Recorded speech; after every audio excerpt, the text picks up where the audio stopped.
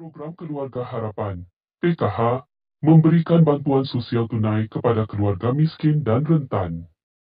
Fungsi pendamping PKH meliputi pendampingan keluarga penerima manfaat dalam manajemen kewangan, kesihatan dan pendidikan, serta memberikan informasi, edukasi dan pelatihan. Mereka juga melakukan monitoring, evaluasi dan pemantauan terhadap kemajuan keluarga serta berkoordinasi dengan instansi terkait untuk memastikan akses pelayanan yang diperlukan. Pendamping PKH juga bertugas dalam penyaluran bantuan sosial tunai sesuai ketentuan program, serta memberikan penyuluhan mengenai pengelolaan kewangan, pola asuh anak dan keterampilan lainnya.